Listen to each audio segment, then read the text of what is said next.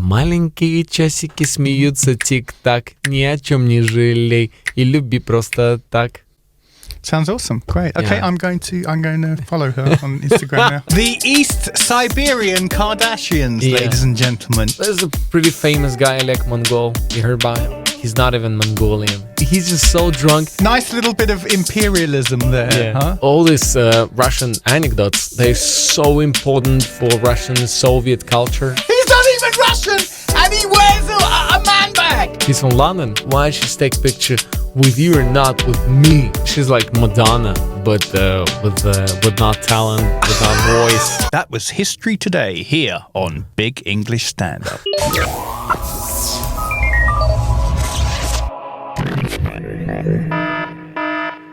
Hello, welcome to the Big English Stand-Up podcast. Hello, everybody. My name is Steve Foreman, and I'm here with Evgeniy Chebatkov. Oh, Up in here, up in the house. Whoa.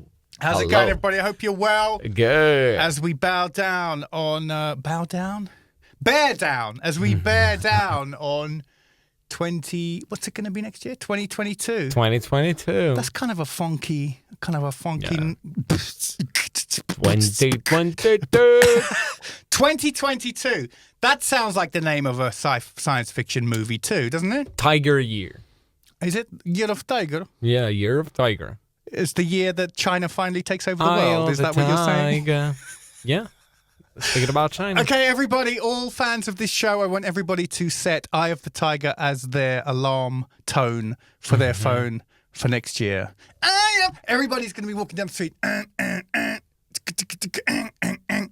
Eye of the Tiger. Eye of the tiger. This is the Big English Stand-Up podcast, wishing our listeners the Eye of the Tiger. Oh. So, listen, we need to talk about the strawberry cheesecake in McDonald's. Finally. Yeah, let's go for it. I don't know. I mean, I just don't know how I feel about this. I just absolutely love the strawberry cheesecake in McDonald's, and Is it good? it's so delicious. Mm-hmm. But I thought the whole point of McDonald's is that you're not supposed to like the food. You know what I mean? You're supposed to walk out of there with regret. Yeah, you're supposed to hate yourself. You hate yourself for some period of time. Uh-huh. But God damn it, they've nailed it with that cheesecake. And I feel so terrible about it. I actually was walking down the street. I thought, I'm going to buy myself 2 pieces of cheesecake and take them home. Mm-hmm. And I turned away. The guilt got to me and I couldn't do it. But they've nailed it. I mean, I just don't know how I feel about this anymore, you know? I guess what we're talking about is guilty pleasures. Mm-hmm. And I'm actually beginning to get worried about your public image because you don't have you seem so kind of not drinking or drugs or anything. Mm-hmm. So you must have some kind of like guilty pleasures where you just think, oh, I know I shouldn't be doing this.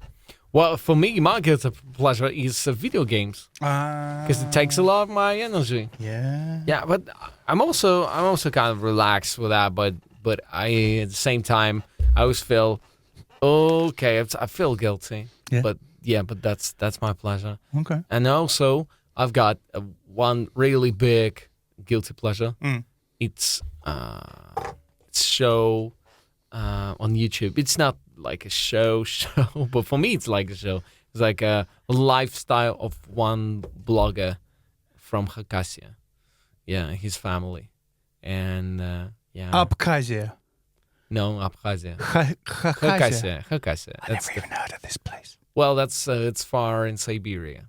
That's eastern Siberia. Okay.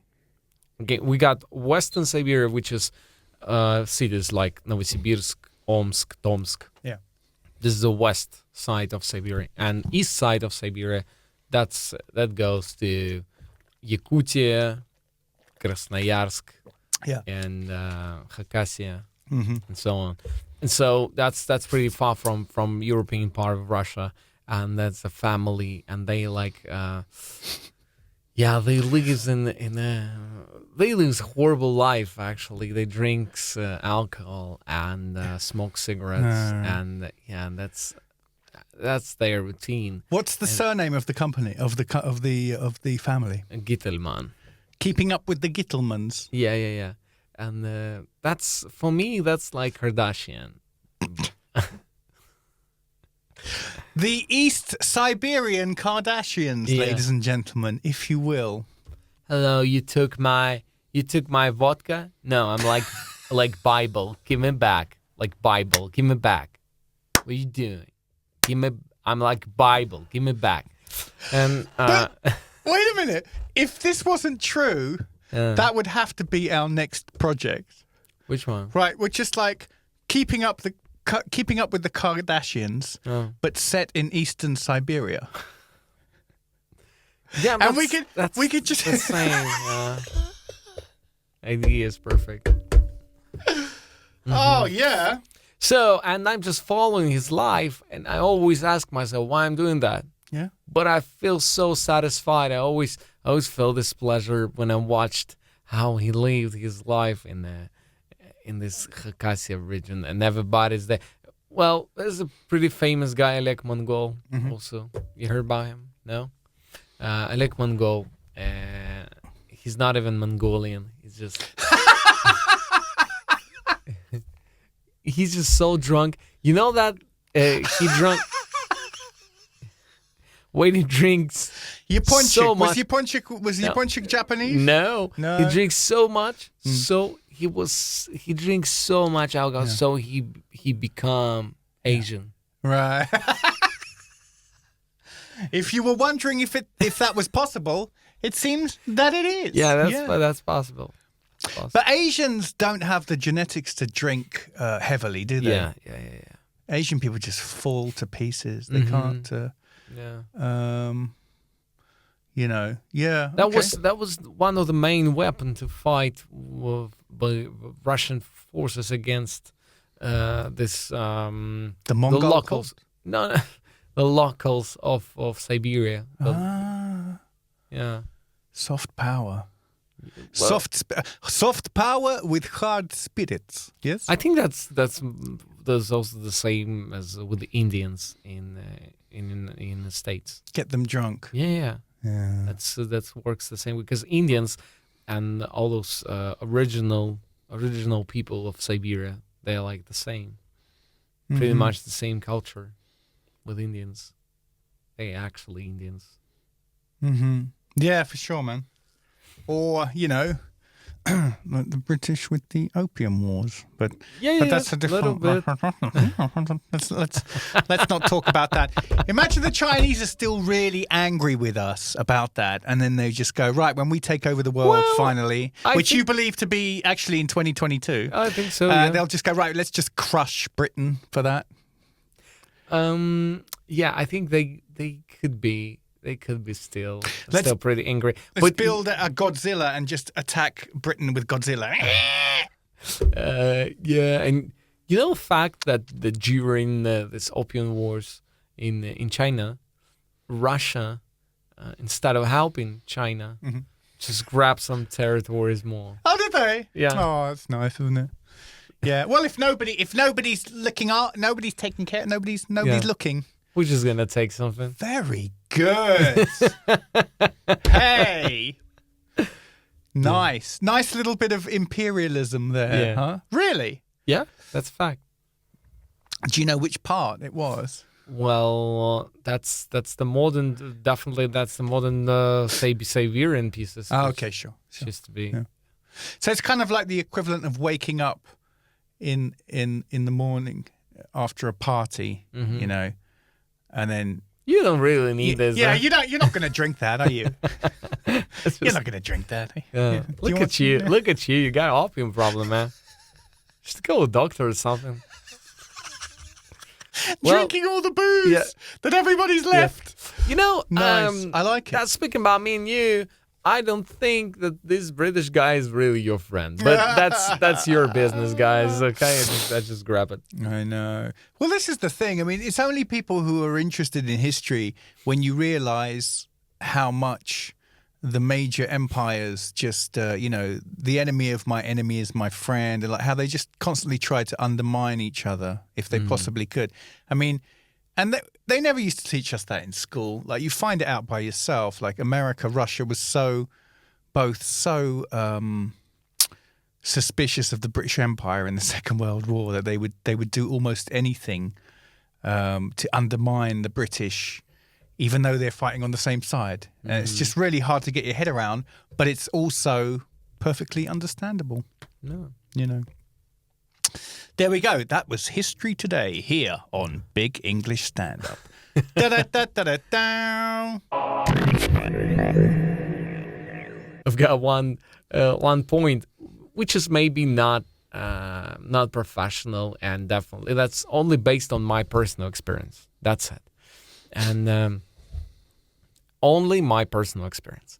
But I remember that I told you that or not. But all British people I've met who try to speak different language, you really successful in that. I mean, all I've met, for example, your Russian is perfect. Milo, you remember? I mean, he's got an accent a little bit, but great. Also in different languages. Also, I had a friend of mine, Michael. He spoke really nice Russian. Like, sometimes he pronounced phrases you just can't understand. This is not a Russian person. Right. And yeah, I'm really jealous of those people. And with Americans, yeah, it's always, maybe I don't have a lot context of American people, but when I met some American people and they try to speak different language, I'm not speaking about Russian, but they always got this American accent first, really hard. Yeah. And that's an example I had in the Spanish conversation with a student. It was from the United States. Well, I've got my Spanish teacher. She's got a lot of students. She lives in Moscow, and she's Spanish speaker, and she's got a lot of students. And one of her students is American who tried to speak Spanish, and he studied Spanish like for 7 years, like for a long time. With her, just like a year, but before that in the States and everywhere.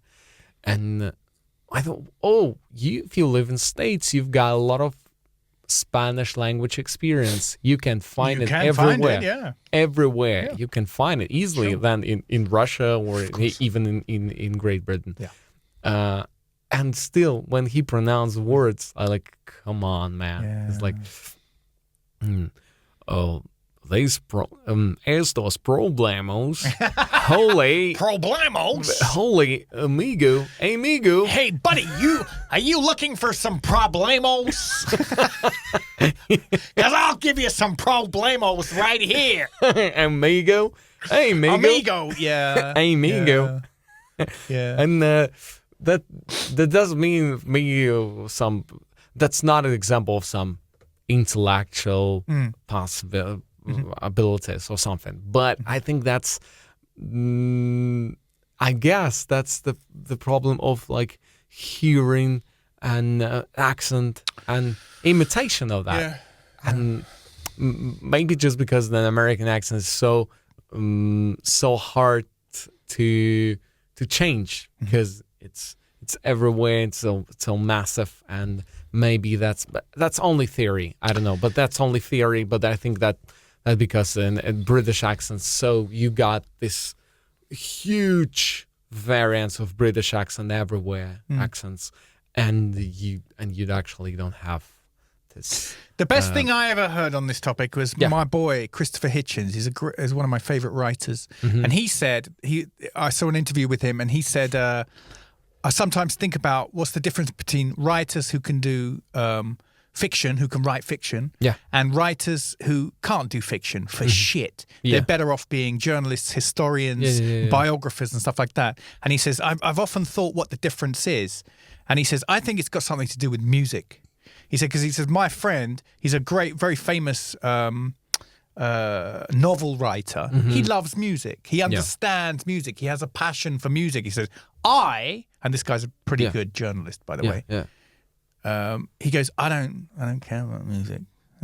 Just to make, and he says, I think that's the difference. I think people's brains are set in a different way. Whoa. Right? And so I think that's similar to you. I think the reason why your accents are so good is because you've got a natural musical kind of part of your brain. So all the people who maybe played an instrument when they were kids and they had those parts of their brains developed with music, when you hear them speak in a different language, you think, oh, you sound pretty nice.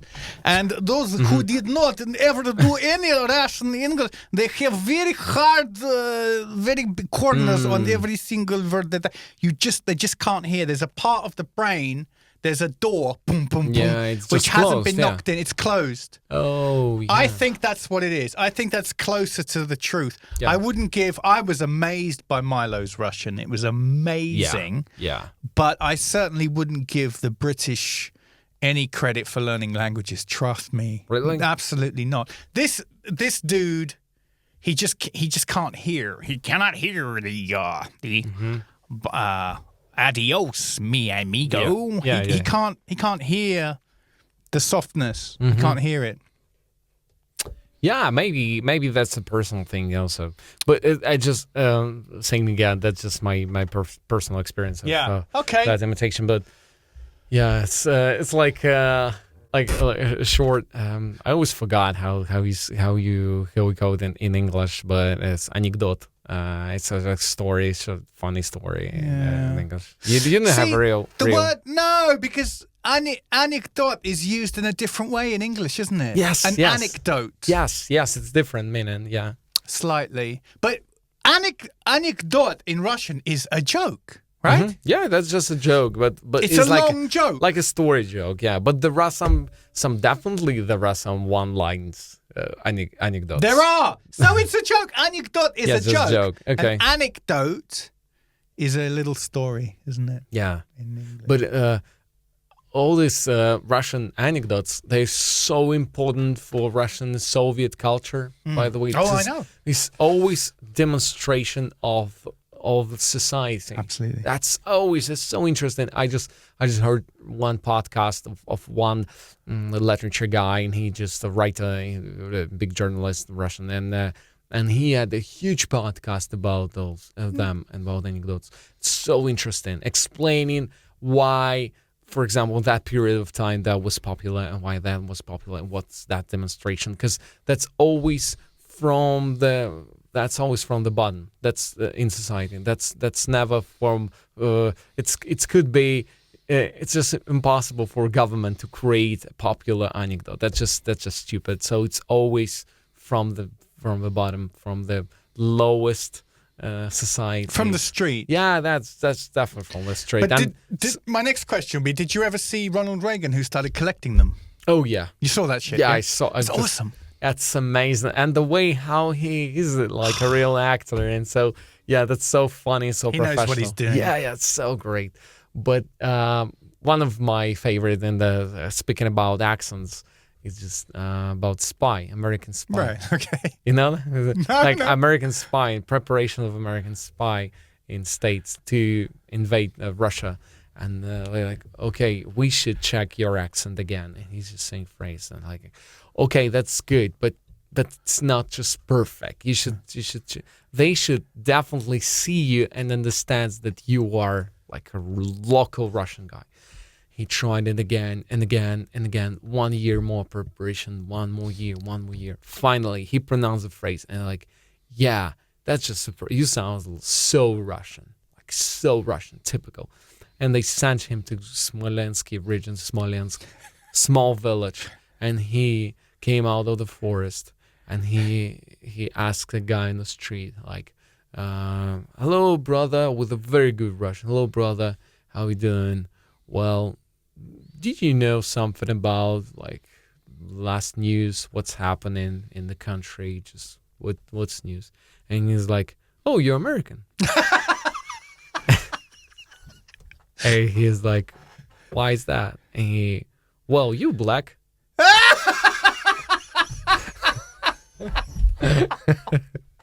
So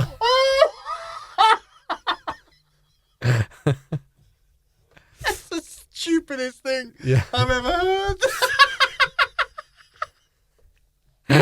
Oh man, I was not expecting that. I was not expecting that.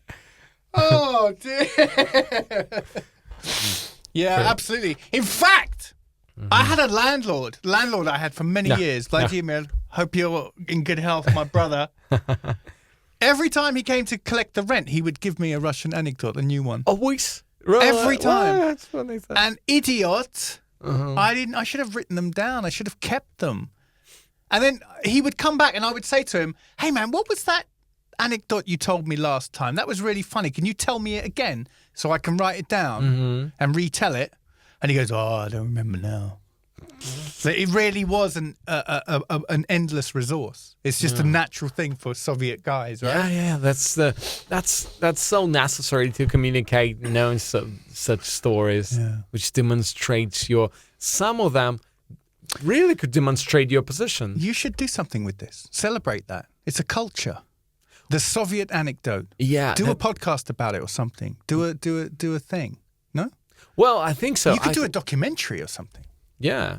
Really celebrate this whole... It's a fucking culture is what it is. Yeah, and it's interesting that it's so specific because you don't actually have it in the different cultures.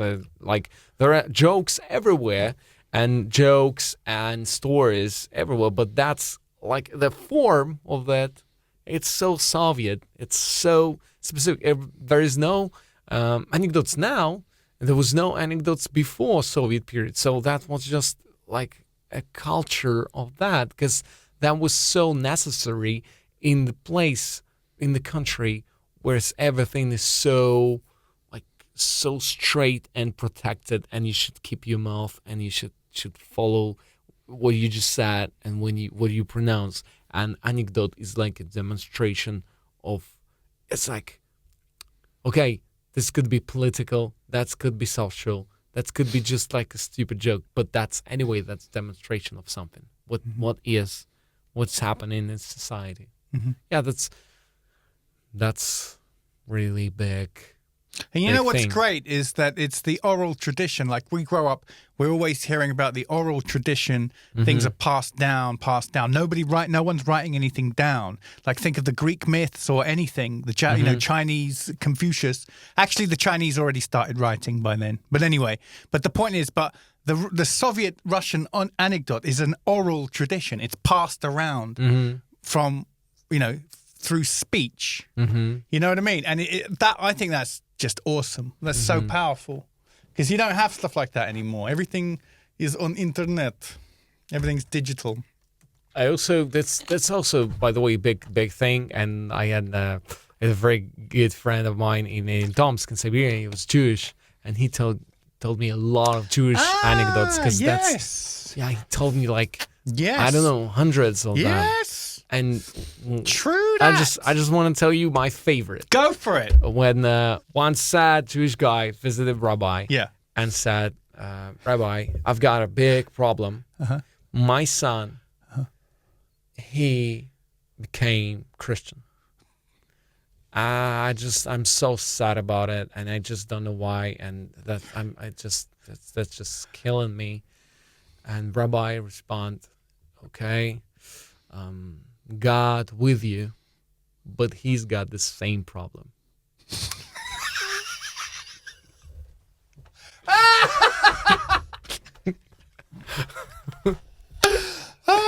That's good, huh? Very nice.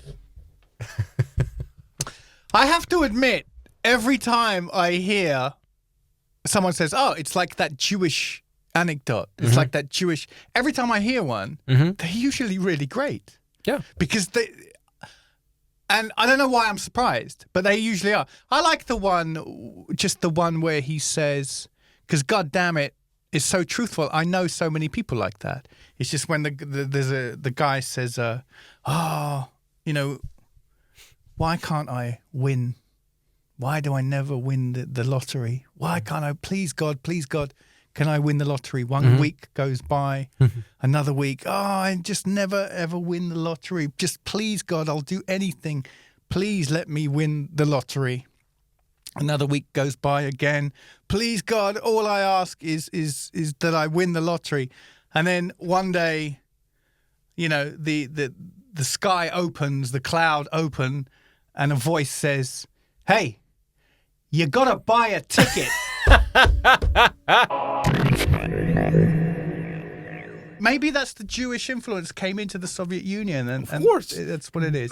Because first communists most of them were Jewish, and they brought this international culture because Soviet Union was so international because the head of state were internationalists, which means Jewish people, because Jewish people all around Europe and all around the world, and if a Jewish person in Russia, he's like Russian. Jewish person in France, he's French. Jewish person in Britain, he's British. And that makes them international. That makes them being out of this nationalism. And that's of course, huge influence in that. The Jews again! The Jews again! Одесса, жемчужина у моря. Ах, Одесса, ты знала много горя. Ах, Одесса, далекий южный край. Живи, моя Одесса, живи и процветай. Okay, look. There's this guy, right? I was just thinking, I thought of you because I thought, there's this guy that kind of hangs around in our circles, the English-speaking English-speaking community in Moscow. And we were in the bar, and I'm the usual, just kind of maybe watching some football with a few guys and I've got some beers there. And he appears because some other people kind of hang out with him, but I can't stand him. And I was looking at him, and I was just thinking to myself, my God, I literally hate everything about you. Everything. Really? Like from head to toe. I hate his hair. I hate his face. I hate the way he dresses. You know what he does? What? He tucks his T-shirt into his jeans. Yeah, I saw that. Right? See? You're already turning on him now that I've told you that. You know what else he does? He wears one of those barsetka. But he's not even Russian. And he wears a man bag. A leather man bag. This is like totally unacceptable. I think you got to agree. Yeah. He's an English dude walking around with a handbag. He's from London. No, of course not. Yeah. No, he's from up north. I hate everything. I hate his clothes. I hate his shoes. I hate the way he talks. I hate разумеется. I hate the things that come out of his mouth. I hate the way he talks. Yeah. And I just hate him. And I was just wondering, and I there was something satisfying about this complete hatred for somebody, And he knows already. He knows I can't stand him, and he doesn't really talk to me anymore, which is for the best. I was just wondering if you ever if you ever had anything similar, because like there's people that we both know, and I don't like some of them, right? And you just kind of laugh it off, and you work alongside them, and you're like, blah blah blah blah blah blah. But is there anybody? Do you have a similar description? Is there somebody out there where they just make you like just go, oh no, I just can't stand to be in the room with this person? Well, not quite, but there are some people I just don't really like to. Come on, let it out! I want to hear about it. It'll make me feel so much better. Well, we not pronounce the names. Of course not. Of course you don't have to say a name. Yeah, okay. Not. But okay, that's basically based not only just the way how the person looks or speaks. That's just for me. The reason for it is it's just situation, just example of actions, some actions. Go for it. Let's do this. That's a real life example. Yes. I was in a stand-up place in Moscow, and it was like a small room before.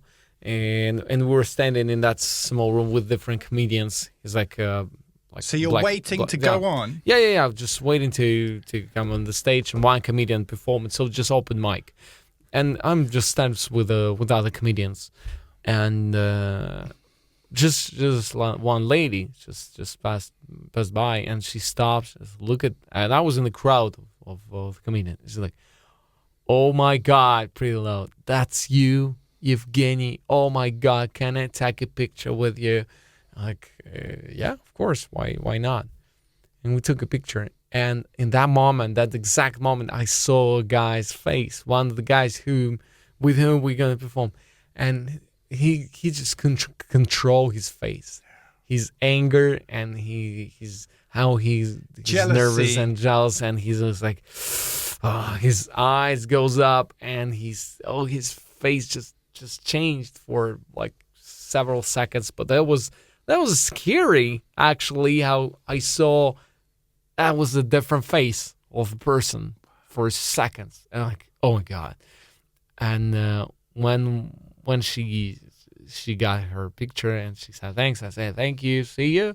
I came back to that crowd, and I just couldn't act the same way. I tried, but still, I like look at them like, oh my God, I know you just showed your real face just a few seconds ago. And I mean, that's so funny, because I don't know, I always been in the similar situations in my life. So when I was standing with I don't know, famous comedians, super famous people, and people ask me to take a photo, and I always felt, it's great, but I hope one day I will have that opportunity. Good for him. Right. And when you think that way, I think when you think that way, that gives you more power.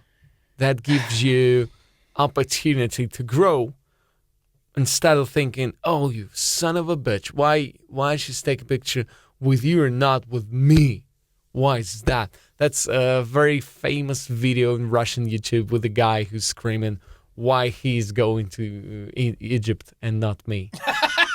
Why is he going to Egypt and not me? Yeah. It's is it from a movie? No, that's just a video, just personal videos of some family. When it's family, so it's a meme. Yeah. It's family with two brothers. With two brothers, funny. And one brother they sent him to Egypt, and the second guy he just why it's not me, why it's him. So that's like a GIF, probably. It goes around as a GIF. Yeah, you can. Wait, they make so much videos with that, right. so different variants you can see. The reason why she's not someone a picture with you is because you're much less talented. That's why you.